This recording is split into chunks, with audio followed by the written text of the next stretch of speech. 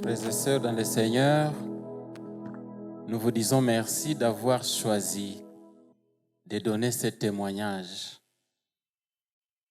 en communion à la sainte table du Seigneur pour continuer à proclamer qu'il est mort pour nous, que son corps a été brisé pour que la puissance du péché puisse être anéantie aussi en notre faveur, que ce sang a été versé pour que nous puissions être lavés et purifiés afin de vivre en nouveauté de vie. Notre prière, c'est donc que chacun d'entre nous puisse continuer à témoigner de cela. Que sa vie, que la vie de chacun d'entre nous soit un témoignage vivant, que nous avons été sauvés, délivrés du péché par la puissance du sang de Jésus. Prions. Père Céleste, merci de nous avoir donné la grâce d'être parmi ceux-là qui allons participer à cette scène, à cette célébration. Merci Seigneur de nous avoir donné cette grâce-là. Nous te prions de nous donner la force de continuer à témoigner de toi. Que nous sommes les produits de l'œuvre de la croix. Que notre vie a été rachetée, transformée, pour que nous puissions vivre en nouveauté de vie pour la gloire de ton nom. C'est à cause de cela que nous te demandons de bénir tout le monde qui a pris part à cette table. Nous te le prions au nom de Jésus-Christ. Amen. Que le Seigneur nous bénisse tous. Amen. Alléluia. Nous bénissons le Seigneur qui nous donne cette occasion de parler de sa part. Nous bénissons aussi le nom du Seigneur pour la confiance. Et nous disons merci aux serviteurs de Dieu, les responsables et les consistoire de cette église qui ont accepté que nous puissions nous tenir à ces lieux pour sa parole. À cela, nous allons prendre le livre des Psaumes, chapitre 9. Nous allons commencer du 2e vers au 11e vers. Psaume, chapitre 9, du 2e vers au 11e vers. Je vais lire au nom de Jésus. Seigneur, je rendrai grâce de tout mon cœur. Je redirai toutes tes merveilles. Tu me fais jubiler au comble de la joie. Et je chante ton nom, Dieu très haut. Mes ennemis qui se battent à retraite trébuchent et périssent devant toi. Car tu as défendu mon droit et ma cause. Tu t'es assis sur ton trône, juste et juge. Tu as menacé des nations, fait périr les fidèles, effacé leur nom à tout jamais. L'ennemi est achevé, ruiné pour toujours. Tu as rasé les villes, les souvenirs en est perdu. Mais le Seigneur siège pour toujours. Il a fermé son trône pour le jugement. C'est lui qui gouverne le monde avec justice et juge le peuple avec droiture. Que le Seigneur soit une citadelle pour l'opprimé, une citadelle pour les temps de détresse. Qu'il compte sur toi, ceux qui connaissent ton nom, car tu n'abandonnes pas ceux qui te cherchent, parole du Seigneur. Amen. Je raconterai tes merveilles. Cela est le thème qu'on nous a donné. Je raconterai tes merveilles. Pourquoi on a choisi ce sujet et on a pris ces textes aujourd'hui. Vous vous souvenez que nous sommes dans la semaine d'action de grâce et nous sommes en train de dédier l'année prochaine, cette année 2024, entre les mains de Dieu. Et maintenant, on a pris ce livre des psaumes parce que les chercheurs disent que ce livre est au centre de la Bible. Ce livre des psaumes est au centre de la Bible.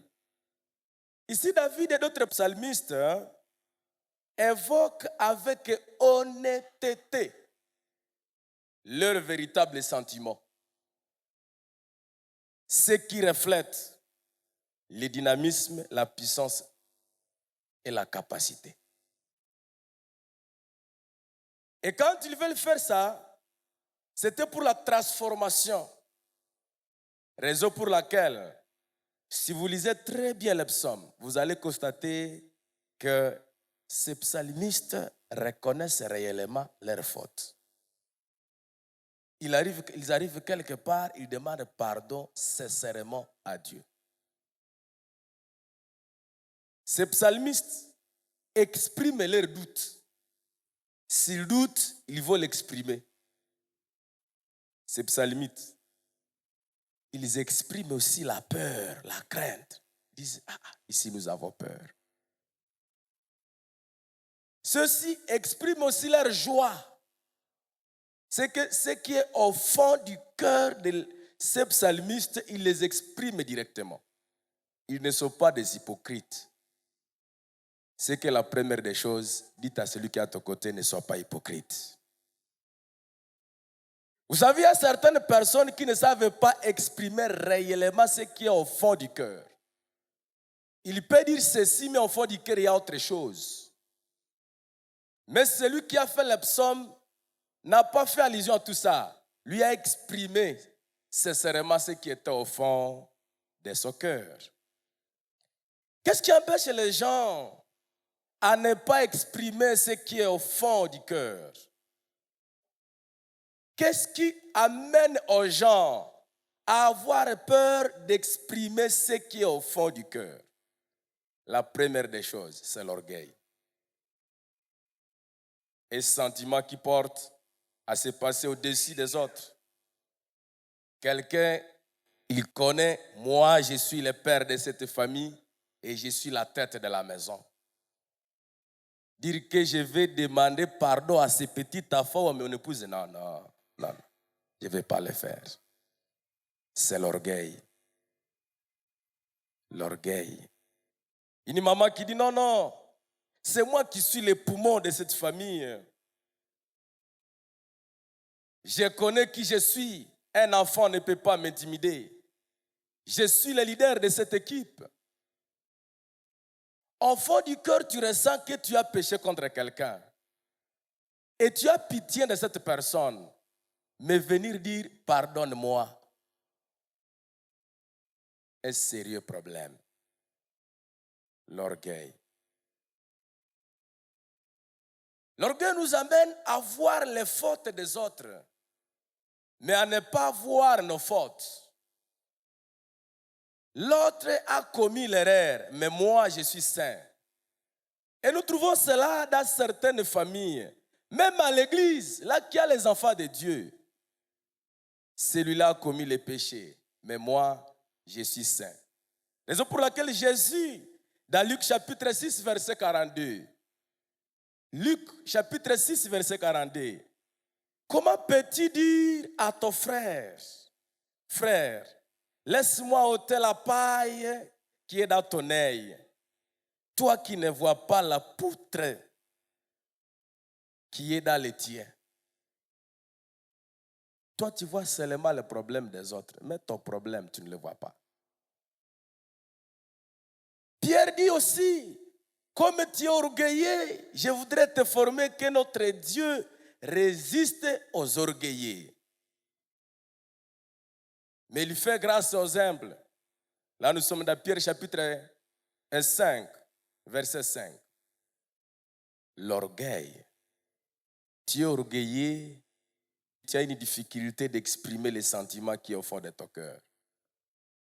Il arrive des moments, tu as un sentiment de joie. Tu te sens que tu dois danser, jouer et tout qu'on sort. Mais à cause de l'orgueil, même chanter ici, c'est comme ça. Mais au fond du cœur, il y a quelque chose qui bouillonne dire, non, c'est le moment. Mais tu dis, non, non, moi je ne peux pas faire ça. Mazingire naribika awikoye. Deuxième des choses qui amène les gens à ne pas exprimer ce qui est au fond de leur cœur. Nombreux oublient leur identité. Qui suis-je? Et ces autres, qui sont-ils? Et qu'est-ce qu'ils disent de moi? Un enseignant nous a enseigné à dire l'identité objective est égale à l'identité subjective plus l'identité attribuée. Qu'est-ce que moi je connais de moi et qu'est-ce que celui-ci connaît de moi? Et quand on pose la question, qui connaît de moi? Celui-ci, c'est qui? Qu'est-ce que Dieu qui m'a créé connaît de moi? Qu'est-ce que le diable connaît de moi? Qu'est-ce que mes voisins savent de moi aussi? Et qu'est-ce que moi-même je sais de moi? Le moment que tu oublies ton identité, tu as difficulté d'exprimer tes sentiments. Tu oublies ta place. Vous savez, celui qui oublie sa place, il peut avoir à dire. Mais comme il ne connaît pas qui il est, il ne saura même pas les taux utilisés pour exprimer. Celui qui pouvait parler avec douceur, il y va parler avec vengeance et directement on va lui dire non, non, toi, hauna adabu. Et tu dis, si tel est le cas, je n'en parlerai plus. Parce que tu n'as pas su qui tu es. Ici, chez toi, partout. Quelle est ta place? Certains de nos amis oublient d'ailleurs qu'ils sont là par la grâce. Ils pensent que tout ce qu'ils sont, c'est par leur propre effort. Le moment que tu continues à penser que ce que tu es aujourd'hui, c'est ton propre effort, tu t'es déjà trompé. Et tu ne sauras même pas exprimer ce qui est au fond de ton cœur.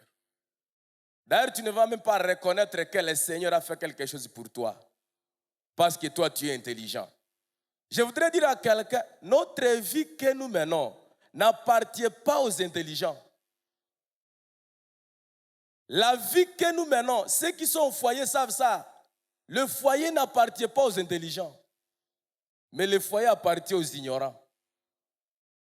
La vie aussi appartient aux ignorants. L'église appartient aux ignorants.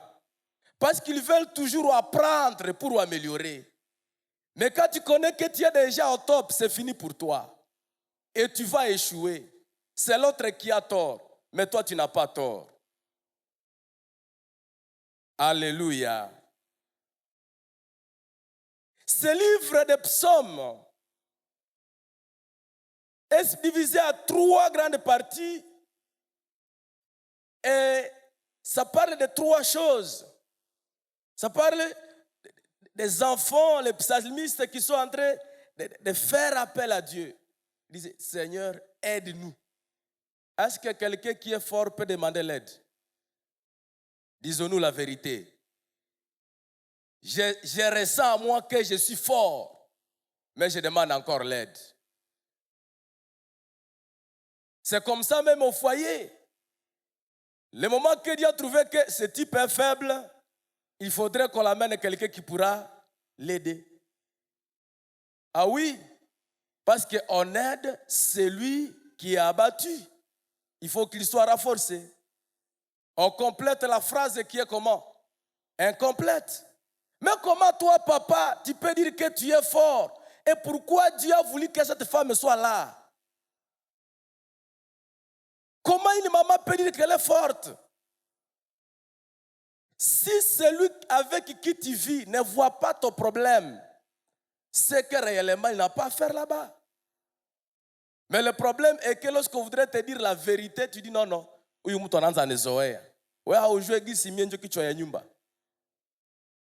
Toi,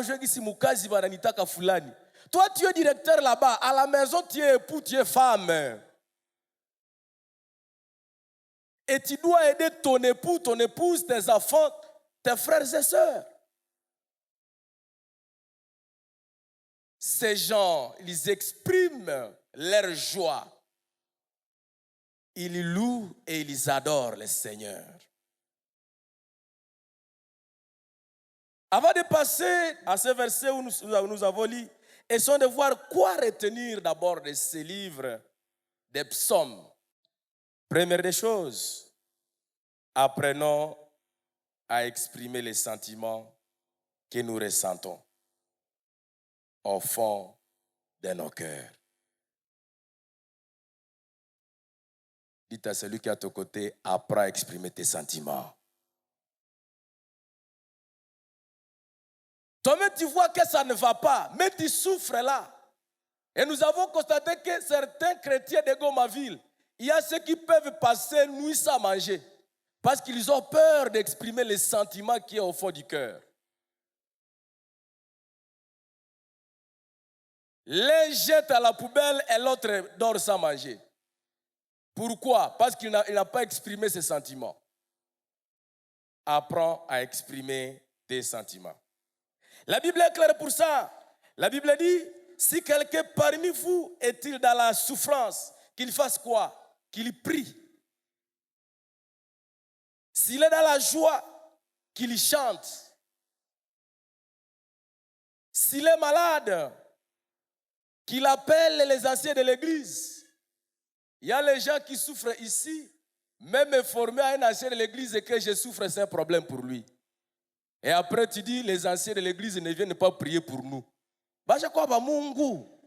Pour savoir que quelqu'un est malade, il faudrait que je sois là. Exprime ton besoin, dire, on est malade à la maison, nous avons besoin de quelqu'un. Ecclésiaste chapitre 7, verset 14, la Bible dit ce qui suit. Au jour du bonheur, sois heureux.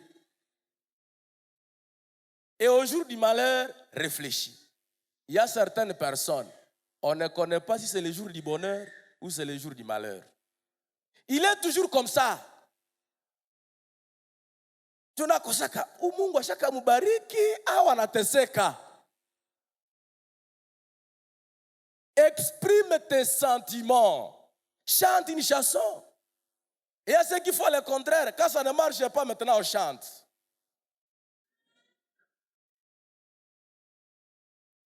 Frères et sœurs, exprimons nos sentiments.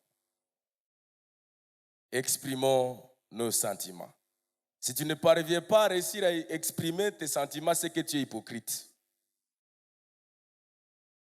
Hypocrite qui n'exprime pas les sentiments. Quoi? Apprendre. Reconnaître tes fautes. Quand il s'agit de prier, prie. Ici, il y a les gens, ils ne viennent même pas à la prière, ils ne prient même pas. Quand on est en train de prier, on voit les autres, ils sont là, bon, ils regardent. Bon, chanter, ils ne chantent pas. Ceux qui ont fait les études sur le traumatisme, ils sont malades, ces gens-là. Si tu vois une personne pareille, on ne sait pas s'il est content ou pas, il est malade. Il a besoin d'être soigné. Heureusement, Jésus a dit cela, il est venu pour soigner ces malades. Soyez guéris au nom de Jésus. Plus nous connaissons notre Dieu, plus nous apprécions ce qu'il fait pour nous. Plus nous connaissons notre faiblesse et plus nous prions notre Dieu de nous venir à l'aide. Tu sauras que tu as besoin de l'aide les jours que tu sauras ta faiblesse. Et si longtemps que tu ne sauras pas ta faiblesse, tu ne sauras jamais prier. Et tu mourras comme ça. Ceux qui ont fait les études sur ce livre des psaumes, ils disent que le livre des psaumes se marie avec les 5 livres de Moïse. Là, on ne va pas parler parce que on n'a pas assez de temps, mais on va seulement faire une petite synthèse. Premier chapitre, 41e chapitre, là on dit que ça marche avec les Genèses. On parle de la création, de la chute, des promesses du salut, Raison pour laquelle là-bas, plusieurs psaumes, vous allez constater qu'elles sont des bénédictions, des chutes, ainsi que les saluts divins. Du chapitre 42 au chapitre 72, là c'est David qui a fait ça, avec la descendance de Corée, et ça s'est marié avec Exode. Et là vous allez constater qu'il y a plus de psaumes qui parlent de la consécration des nations, de la ruine, du redressement de la nation. Si vous lisez ça, vous allez constater ça là-bas. Du chapitre 73 jusqu'à 89, c'est Asaph qui a fait cela et il a marié cela avec Lévitique. Et là, il a parlé du règne de Dieu. Raison pour laquelle vous allez constater le règne de Dieu, on en parle là-bas.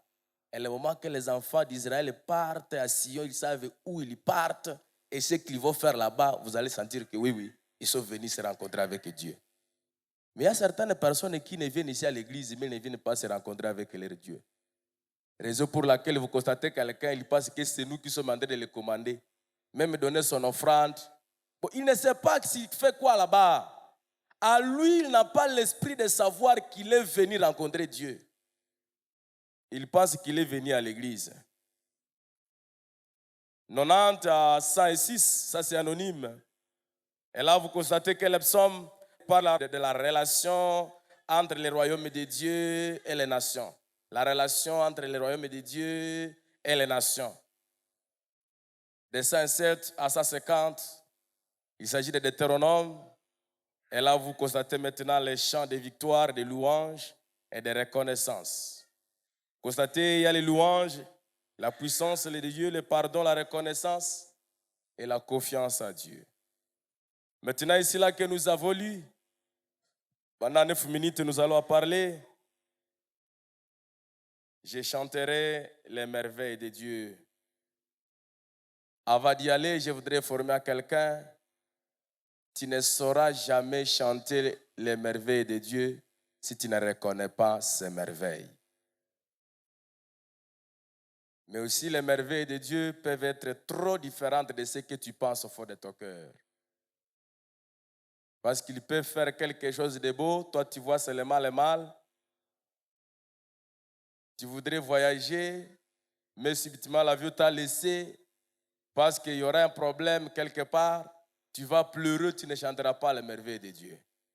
Mais lorsque tu sauras qu'il y a un problème quelque part, c'est maintenant que tu diras, oh Seigneur, merci. Seigneur, merci.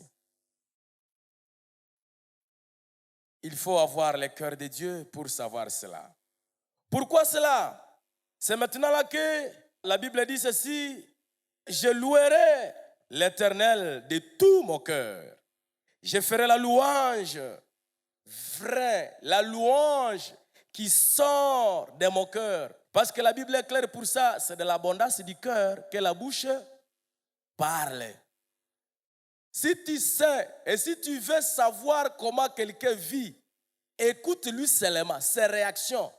Tu sauras que celui-ci est chrétien ou pas. La Bible dit, garde ton cœur, puisque toute autre chose que tu peux garder. Pourquoi? Parce que c'est de là qu'il y a la source de la vie. Mais l'autre avait dit, non, le cœur de l'homme est tortueux. Et Jésus dit aussi, non, c'est dans le cœur qu'il y a le péché. Ça veut dire, si quelqu'un parvient à louer le Seigneur de tout son cœur, ça veut dire, au fond de son cœur, il n'y a plus de péché, il y a de louange. Mais si tu dis à quelqu'un de venir louer et pourtant au fond du cœur il y a autre chose, c'est compliqué. Raison pour laquelle des fois nous faisons des louanges personnelles ou avec les autres, mais on se pose la question, on est en train de louer ou on fait quoi ici?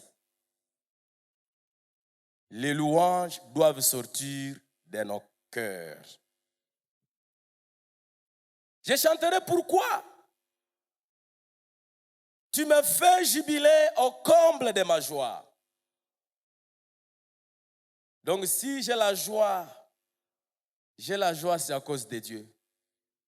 Si tu es stable, mon frère, si tu es stable, papa, c'est à cause de Dieu. Les jours que tu passeras, que tu es intellectuel, tu sais maîtriser, tu sais faire ceci et cela, tu seras déjà perdu. Je louerai l'Éternel, parce que si j'ai la joie, c'est lui qui me donne cette joie. Alléluia. Le second utilise le futur. Lui, il dit, je ferai de toi le sujet de ma joie. Ça veut dire, dans toutes choses, c'est toi Jésus, c'est toi Seigneur, le sujet de ma joie. Raison pour laquelle je chante ton nom très haut. Je chante ton nom très haut. Je suis au verset 6. Tu as menacé des nations, fait périr les infidèles, effacé leur nom à tout jamais. Le verset 7. L'ennemi est achevé, ruiné pour toujours. Tu as rasé des villes. Les souvenirs en est perdu. Alléluia. Voilà ce que le Seigneur a fait pour celui-ci. Et pour toi, l'année passée, tu te souviens ce qu'il a fait pour toi? Je me souviens le jour de la conférence, quelque part, un quelqu'un de la MONUSCO qui dit, on avait déjà fini l'opération de la République démocratique du Congo. Mais maintenant, nous ne savons pas ce qu'il est, que nous n'arrivons pas à matérialiser ce qu'on avait déjà planifié. Et enfin, dans son propos, il avait dit, vous avez Dieu.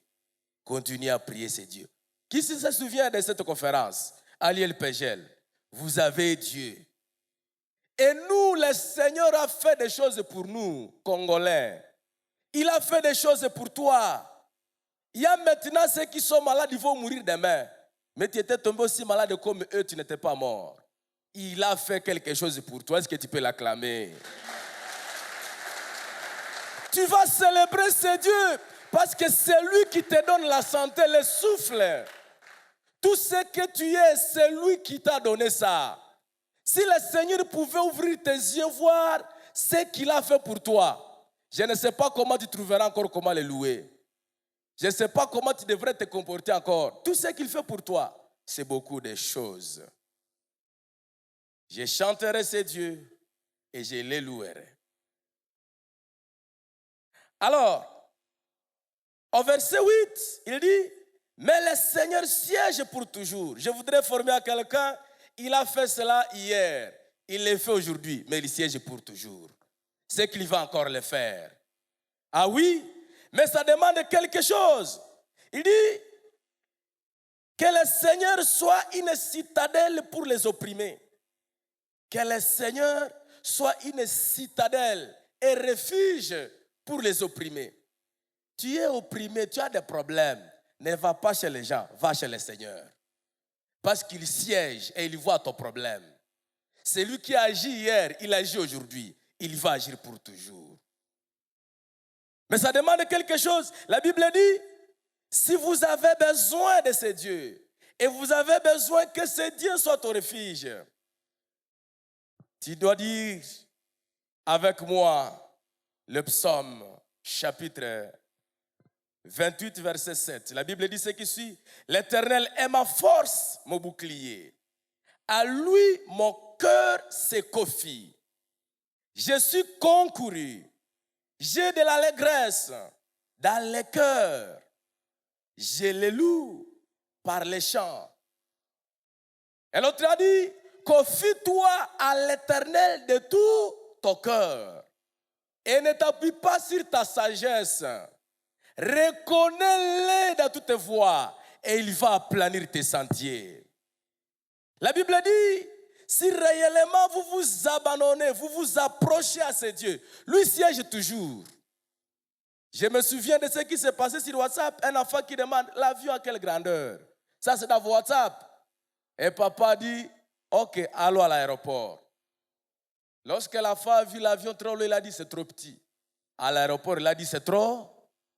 Raison pour laquelle Dieu parle aussi dans Jacques, chapitre 4, verset 8, en disant, approchez-vous de Dieu et il s'approchera de vous.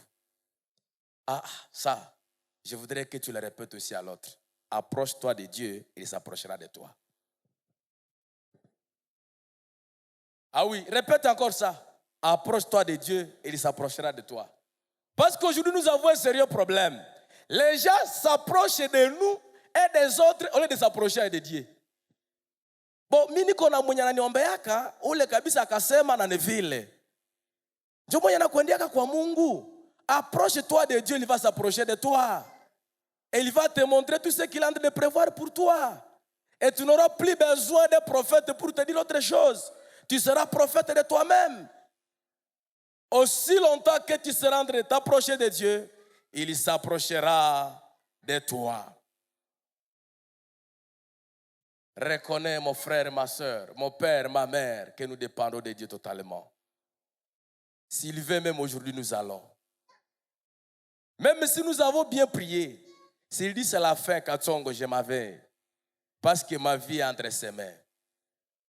Ma vie est entre ses mains. Ta vie aussi est entre ses mains. Raison pour laquelle l'orgueil n'est rien pour moi et pour toi. Pourquoi? Parce que ma vie et toi, c'est entre les mains du Seigneur. Ne cherchez pas autre chose loin de Dieu. Cherchez d'abord la face de Dieu. Il va te montrer, c'est bien lui qui a fait le ciel et la terre. Il maîtrise toutes les situations de la vie. Si tu as besoin de maîtriser toutes les situations de la vie, approche-toi de Dieu. Il va aussi s'approcher de toi et il va s'occuper de tes problèmes. Nous voulons prier le Seigneur à dire, Père, nous avons besoin de toi. Et nous allons prier avec deux catégories de personnes. Les premières personnes sont des personnes qui disent non, moi je ressens et je sens que ma vie est entre les mains de Dieu. Quand il veut, il peut récupérer ma vie. Et je sais que tout ce que j'ai fait dans ma vie, c'est pour le Seigneur. Et maintenant, l'année 2024, je continue à prier Dieu qu'il m'aide, que je me confie toujours à lui. Même s'il y a des problèmes de la vie, je vais toujours m'attacher à ce Dieu. Celui-là, c'est la première personne avec qui nous allons prier.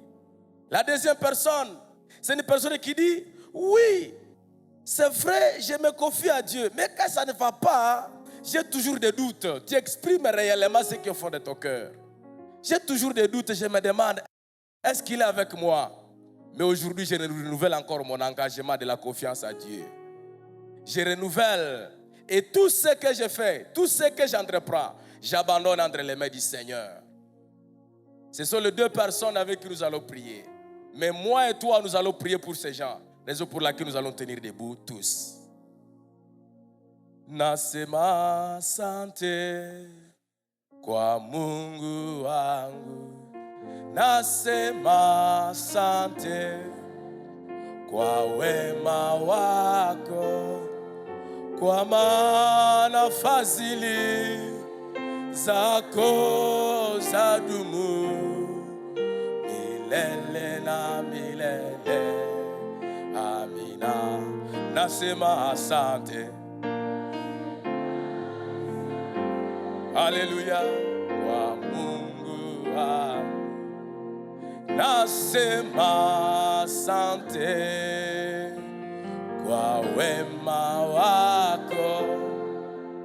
Kwa maana fadhili zako zadumu. Ne te dérange pas par la vie. Confie-toi à l'Éternel seulement. Nitaimba sifa zako. Nitaimba sifa zako. Mbele ya watu wote. Nitaimba sifa zako. Mbele ya watu wote. Kwa maana fadhili zako zadumu milele na milele. Amina. Nitaimba sifa zako. Hata mbele ya adui nitaimba tu. Hata kazini nitaimba sifa za Bwana. Mahali pote nitaimba sifa za Bwana. Mbele ya mataifa nitaimba kwamba Mungu ni mwema.